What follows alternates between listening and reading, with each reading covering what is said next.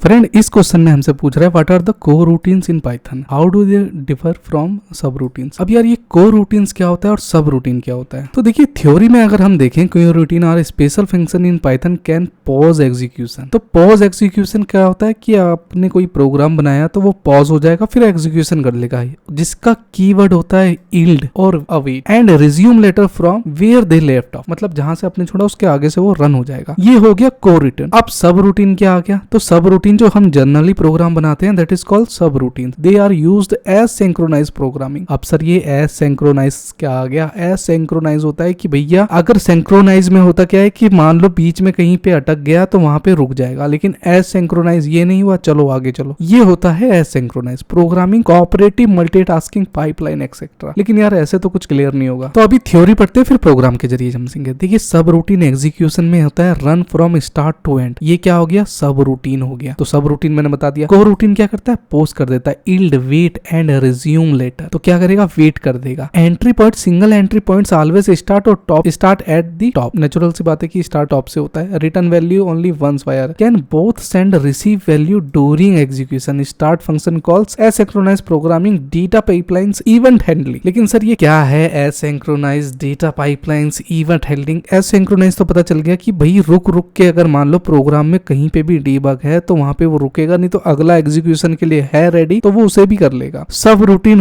Runs once और core routine can pause. तो आप प्रोग्राम के जरिए समझते हैं। तो यहाँ फ्रेंड कोर रूटीन का देखिए डेफ सिंपल कोर रूटीन लिखा, मतलब मैंने एक मेथड सिंपल कोर रूटीन नाम दिया, बिहेवियर दिया प्रिंट कोर रूटीन स्टार्टेड का, एक्स बराबर यहाँ पे असाइनमेंट ऑपरेटर को यूज करके मैंने यील्ड दिया एक पॉज एग्जीक्यूशन। ये यील्ड होता है पॉज एग्जीक्यूशन की कीवर्ड है, और प्रिंट रिसीव्ड कर दो एक्स को। लेकिन क्या? तो को सिंपल को रूटीन, तो मैंने क्या करा मेथड को यहाँ पे को रूटीन किया और नेक्स्ट को, तो प्रिंट क्या होगा? Co dot send. तो ये देखिए यहाँ पे अगर मैं इसे रन करूंगा तो देखिए यहाँ पे रिसीव 2 किया और ट्रेस मोस्ट कॉल, यहाँ पे प्रिंट रिसीव्ड 42 हो गया और स्टॉप आइट्रेशन हो गया। तो ऐसे तो कुछ समझ में नहीं आएगा कि एक दूसरा एग्जांपल मैं आपको दिखाता हूँ। यहाँ पे दूसरा एग्जांपल भी मैंने आपके लिए बना रखा है। अब यहाँ पे देखिए डेफ एक मैंने फिबोनाची का लिया। अब फिबोनाची होता क्या है? अभी आएगा क्वेश्चन, उसको भी हम देख लेंगे। फिबोनाची टर्म होती है जो अपने से पुरानी वाली टर्म है उसमें ऐड हो जाती है। तो डिफाइन, डेफ का मतलब होता है कि डिफाइन किया है हमने, ए बी 01 दिया है वाइल ट्रू तो यील्ड ए। तो ए क्या है? बी बराबर बी असाइनमेंट ऑपरेटर बी और ए प्लस बी। तो ऐसे तो कुछ समझ में नहीं आएगा। तो फिबोनाची टर्म जो चलती है 1 0 1 फिर 1 फिर 2 इस तरह चलती है। तो रन कोड करूंगा तो 0 और 0 से टर्म पहले क्या? 0 है तो 0 ही आएगा। 0 में 1 ऐड करूंगा तो क्या होगा? 1 होगा। और 1 में 0 ऐड करूंगा तो 1 आएगा। फिर 1 में 1 ऐड करूंगा तो 2 आएगा और 2 में 1 ऐड करूंगा तो 3 आएगा। ये फिबोनाची टर्म इस तरह चलती रहती है। तो ये क्या है? अपना कोर रूटीन है कि एक यील्ड जो कीवर्ड है उसे पॉज एग्जीक्यूशन के लिए हम यूज करते हैं। अभी के लिए इतना समझते हैं। हाँ ठीक है जी, कोर रूटीन के लिए हम यील्ड का यूज करते हैं जो पॉज एग्जीक्यूशन कर देता है। Pause here and return the next number. अब आ जाता है सब रूटीन में। तो सब रूटीन क्या कहता है फ्रेंड? तो सब रूटीन नॉर्मल प्रोग्राम है, कुछ नहीं है, राइट क्लिक करिए तो सिंपली रन हो जाएगा। यही है आपका सब रूटीन। देखिए subroutine run once returns a result. Second question में हमसे पूछ रहा है ड्रॉ ए फ्लो चार्ट। अब यार ये फ्लो क्या हो गया? मतलब डेटा आपका कैसे फ्लो कर रहा है, मतलब कैसे बह रहा है, कैसे जा रहा है, कैसे फ्लो कर रहा है, वो डेटा फ्लो चार्ट बताता है। To find factorial. अब फैक्टोरियल क्या आ गया? फैक्टोरियल होता है फ्रेंड कि जो मल्टीपल टर्म कर देते हैं। सपोज दैट अगर 3, अगर यहाँ पे 3 का फैक्टोरियल है, ये फैक्टोरियल का साइन होता है। अगर 3 का ये फैक्टोरियल का साइन है। अगर 3 का फैक्टोरियल है तो 1 × 2 × 3, तो इसका क्या होगा?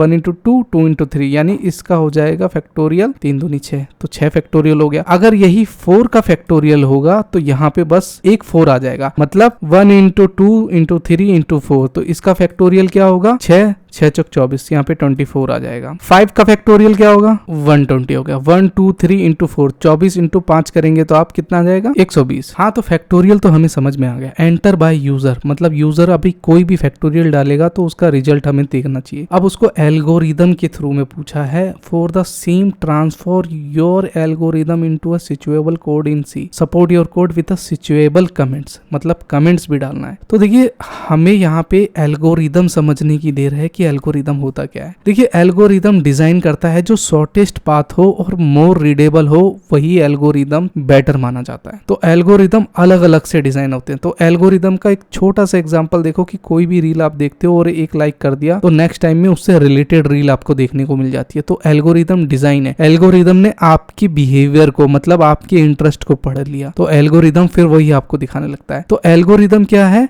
एल्गोरिदम है जो आसान और इजी वे में कोड लिखा गया है, उसको ही सबसे ज्यादा बेटर माना जाता है एल्गोरिदम। तो अब आ रही थी फ्लो चार्ट की। तो देखिए फ्लो चार्ट बनाने के लिए हमें करना क्या पड़ता है, तो कुछ सिंबल इस तरह दिए रहते हैं जो हमें यूज करने होते हैं। ये एक ओवल का सिंबल है जो अपना स्टार्ट और एंड करता है, ये ओवल का साइन है। कुछ कंप्यूट प्रोसेस है या पेलेग्राम्स है, रेक्टेंगल है, डायमंड्स है। डायमंड क्या करेगा? आपका बिहेवियर का दिखेगा, मतलब डायमंड्स यहाँ पे देखेंगे decision making use to represent operation which there are 2-3 alternative true और फॉल्स कंडीशन को बताएगा डिसीजन। प्री डिफाइंड प्रोसेसर है, कनेक्टर है, और फ्लो लाइंस मतलब एरो की दिखाएंगे तो कहाँ कहाँ फ्लो कर रहा है। ये फ्लो चार्ट बनाने का पैटर्न में हमें दिखाना पड़ता है, ये हमें यूज ही करना पड़ेगा। तो फ्लो चार्ट कैसे चलता है? तो पहले स्टार्ट से चलेगा, फिर इनपुट हम क्या देंगे? एन देंगे। तो एन देंगे इनपुट, तो एन क्या है पता नहीं है। तो फैक्ट मैंने एक फैक्टोरियल का नाम दिया 1, जहां पे मैंने एक आई की वैल्यू 1 ले ली है एक एग्जांपल पे, और मैंने इससे कहा कि अगर आई जो है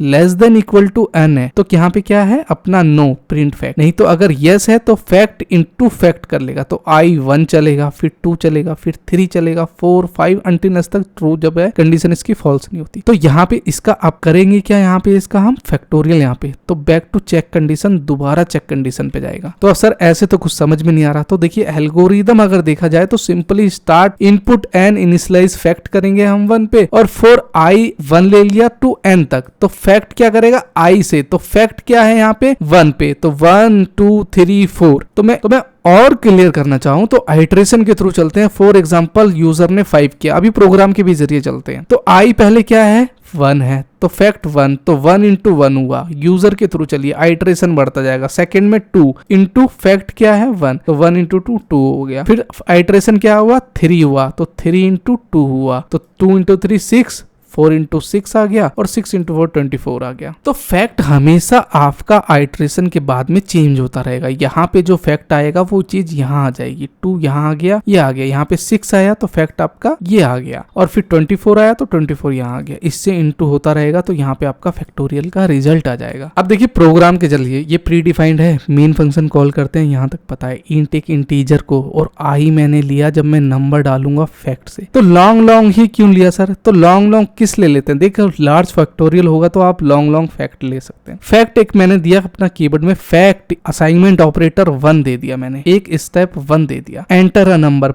स्कैन ऑफ रीड किया, परसेंटेज डी किसको? इंट को। एंड क्या है? एन क्या है? रेफरेंस दिया मैंने, रेफरेंस एंड, रेफरेंस एन दिया। एन क्या होगा? यूजर द्वारा गया इनपुट नंबर होगा। अब यहाँ पे फैक्टोरियल, यहाँ पे आप देखेंगे तो यहाँ पे फैक्टोरियल पे मैंने एक फॉर लूप चलाया है। तो फॉर लूप आई 1 हुआ, फिर आई लेस देन एन है तो आई प्लस प्लस हो जाओ, मतलब आई लेस देन 1 है तो आई की पहले वैल्यू 1 होगी। अब ध्यान देने वाली बात है, यहाँ पे कंसंट्रेट चाहिए आपका। फॉर एग्जाम्पल मैंने 5 किया, तो 5 का फैक्टोरियल 120 कैसे आया? तो पहले आपने क्या करा? 5 तक कर दिया, तो कंडीशन आई से लेके 5 तक चलेगी। तो 5 तक चलेगी तो इसने करा क्या कि आई की पहली एक वैल्यू 1 है, ठीक है जी। तो आई की वैल्यू क्या है? पहले 1 है, हाँ ठीक है जी। फिर I less than equal to N, तो आई क्या less than equal to N है? नहीं है जी। क्या हुई? अपनी कंडीशन ट्रू हो गई, हाँ नहीं है, एकदम ठीक है जी। तो इसने क्या करा? आई को प्लस प्लस कर दिया, मतलब अब आई 2 हो गया। लेकिन उससे पहले I less than equal to N देखा तो फैक्ट देखेगा कि फैक्ट क्या है, तो फैक्ट है अपना 1, तो